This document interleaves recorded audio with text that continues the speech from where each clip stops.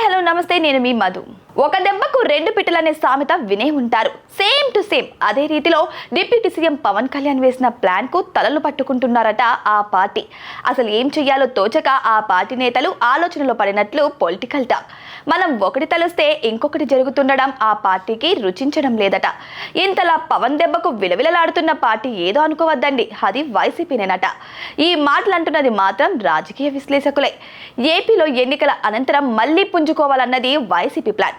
అసలే 11 సీట్లనే దక్కించుకున్న వైసీపీకి ఊపిరి పోయాలని మాజీ సీఎం జగన్ ప్లాన్. అందుకే ఎన్నికల అనంతరం ఓటమిపై పోస్ట్ మార్టం నిర్వహించిన జగన్ పార్టీ నాయకులకు, కార్యకర్తలకు తానున్నానంటూ భరోసా కల్పించారు. ఈ దశలో పోలీసులు స్పీడ్ పెంచి మహిళల వ్యక్తిగత హననానికి పాల్పడే వారిని వదిలిపెట్టకుండా కేసులు నమోదు చేశారు. అందులో వైసీపీ సోషల్ మీడియా ప్రతినిధులు ఉండగా కొందరిని అరెస్ట్ చేసి పోలీసులు జైలుకు తరలించారు.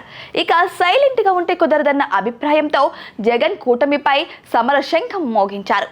కూటమి హామీలు నెరవేర్చలేదని వరుసగా నిరసనలు చేయాలని క్యాడర్కు పిలుపునిచ్చారు. అంతేకాదు, జనవరిలో రాష్ట్ర వ్యాప్త పర్యటనకు వస్తున్నట్లు జగన్ ప్రకటించారు.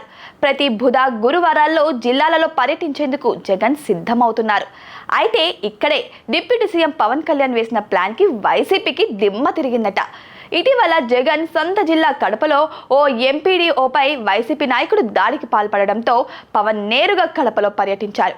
ఇలాంటి దాడులను సహించేది లేదని, చట్టరీత్యా శిక్ష పడేలా చేస్తామంటూ పవన్ హెచ్చరించారు.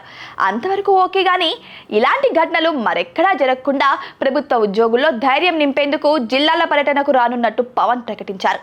అలాగే ఆయా జిల్లాలలో ప్రజలను కలిసి వారి సమస్యలను పరిష్కరించే దిశగా పవన్ ప్లాన్ వేశారు. ఇదే ఇప్పుడు వైసీపీకి అసలు రుచించడం లేదని టాక్.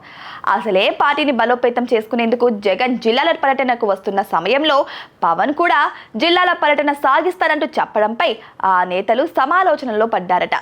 జగన్ పర్యటన సాగినా పవన్ పర్యటనతో ఆ ప్రభావం ఏముంటుంది అన్న భావన రాజకీయ విశ్లేషకుల అంచనా. మొత్తం మీద పవన్ జిల్లాల పర్యటన సాగితే వైసీపీ పరిస్థితి ఏమిటన్నది మున్ముందు తెలియాల్సిన పరిస్థితి.